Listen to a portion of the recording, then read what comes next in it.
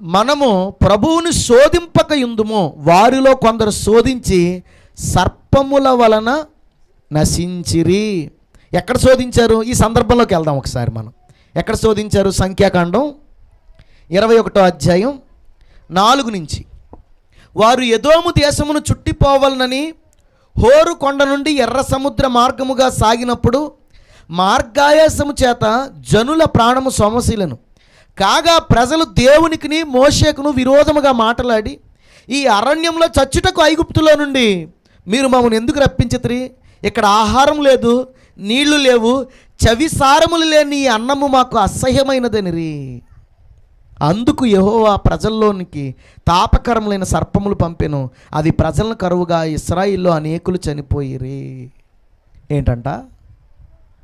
దేవుడు అన్నం పెట్టాడు, నీళ్ళిచ్చాడు, మేఘస్తంభంగా అగ్నిస్తంభంగా ఉన్నాడు, ఎర్ర సముద్రాన్ని చీల్చాడు, అద్భుతాలు చేశాడు, శత్రువుల మీద కొత్తుంటే వారి నుండి వాళ్ళని తప్పించాడు, కాపాడాడు.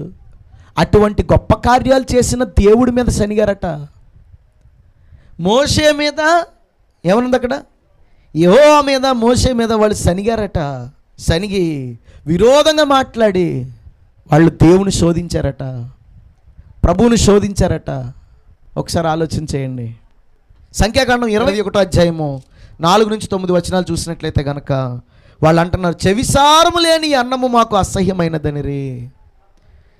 మనుషులు ఎలాంటి వాళ్ళు అంటే, దేవుడు ఒకటి ఇచ్చేదాకా దేవా ఇదొక్కటి చేయి చాలు, ఇదొక్కటి చేయి చాలు, ఇదొక్కటి చేస్తే నీకు నమ్మకంగా ఉంటామంటారు.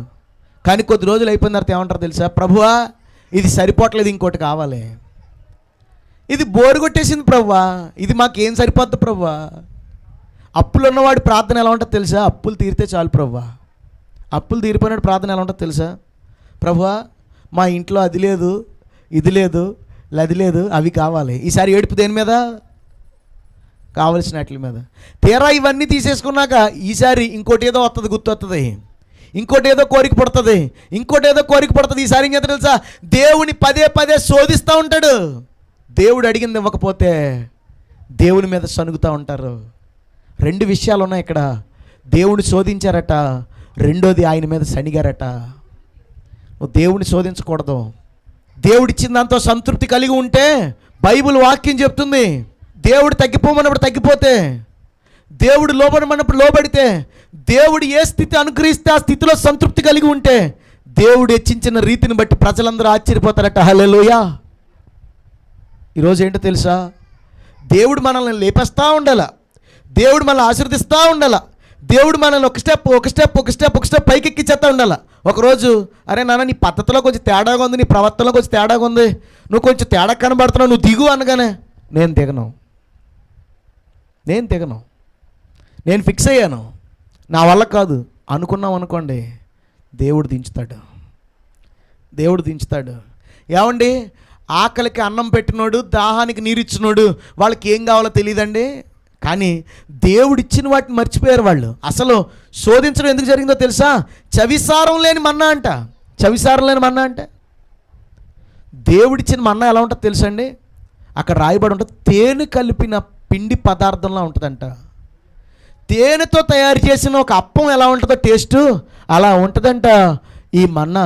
అక్కడ రాయబడి ఉంటుంది, తెల్లని కొత్తిమీర గింజలు అంటాడు. కొత్తిమీర గింజలు అంటే ఏంటి? ధనియాల్లా ఉంటుందంట చూడడానికి, కానీ కలర్ మాత్రం వైట్ కలర్లో ఉంటుందంట. వైట్ కలర్లో ధనియాల సైజులో ఉండే కొన్ని గింజలు పొద్దున్నే మంచు కురిసేసేది.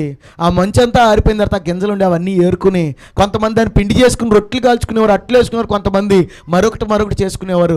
ఎంతో రుచిగా ఉండేదట. వాళ్ళు 40 సంవత్సరాలు మన్నా తిన్నారు, ఎప్పుడు ఏ జబ్బు రాలేదు.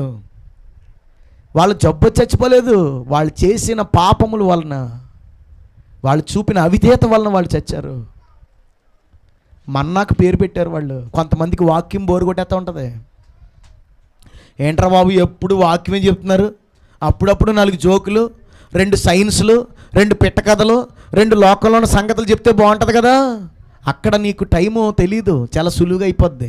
వాక్యం ఉన్నది ఉన్నట్టు చెప్తే నీకు బోరు కొడతా ఉంటుంది. నీకేంటి తెలుసా, అన్ని అద్భుతమైన సంగతులు, ఆశ్చర్యకరమైన సంగతులు, నిన్ను కొంచెం అలా జాగ్రత్తగా గంట సేపు భ్రమ పెట్టే సంగతులు చెప్పామనుకో నీకు నచ్చుతాయి. ఇక్కడ ఏంటంటే వీళ్ళకి చవిసారం లేని మన్నా అంట. చవిసారం లేని మన్నా ఎంతకాలం చెప్తారండి వ్యభిచారం కోసం? ఎంతమంది మానేశారండి? నువ్వు మానేదాకా చెప్పిందే చెప్తాడు. ఎన్నిసార్లు జ్వరం వచ్చినా డోలో 650 వేయాలా, ఇంకా కుదిరితే దాంతోపాటు యాంటీబయాటిక్స్ ఇవ్వాలా, అంతే తప్ప అది మాత్రం మానం, పారాసెటమాల్ మాత్రం మానం. ఏమండి, మొన్న 4 నెలలు బట్టి అలా వచ్చింది, ఈసారి ట్యాబ్లెట్ మాత్రం ఎనాసిన్ అయ్యి తగ్గుద్దా, లేదా ఇంకోటి ఏదో అయ్యి తగ్గుద్దా? జ్వరానికి అదే అయ్యాలా? వాక్యమే. వాక్యం బోరు కొట్టే ప్రజలు దేవుణ్ణి శోధిస్తున్నారు, దేవుణ్ణి శోధిస్తూ ఉన్నారు. నీవు దేవుణ్ణి శోధిస్తున్నావేమో, దేవుని మాటను లక్ష్య పెడతలేదేమో, దేవుడు నీలో నీ పరివర్తన తేడా వచ్చింది కాబట్టి నేను తగ్గించాలనుకున్నాడు తగ్గించుకోవట్లేదేమో. ఒకసారి ఆలోచించాయి. ప్రభు నీతో నాతో మాట్లాడుతున్నమాట. దేవుని శోధించారు, వాళ్ళు అనేకులు మరణించారు. మనం దేవుని శోధిస్తున్నామా లేదా దేవుని చేత శోధించబడుతున్నామా? శోధించబడ్డం అనగా అబ్రహాముని దేవుడు పరిశోధించాడు. హల్లెలూయా. ఇదిగో నువ్వు నీకు ఒక్కగానున్న నీ ఒక్క కొడుకుని ఇచ్చే. ఏం చేశాడు? ఇంక నీకేం పనేమి లేదండి ప్రభా, ఇది అడుగుతావేంటి, ఇంకోటి ఏదన్నా అడుగు, కావాలంటే ఒక 1000 గొర్రెలు అడుగు ఇచ్చేస్తాను బలి, నా కొడుకుని ఇమ్మంటావేంటి అన్నాడా? తిరిగి దేవుడిని శోధించలా, దేవుడి మీద తిరగబడలా, దేవుడికి సలహాలు ఇవ్వలా, దేవుడు చెప్పినట్టు చేసుకుంటూ వెళ్ళిపోయాడు. దేవుడు ఏమన్నాడు తెలుసా?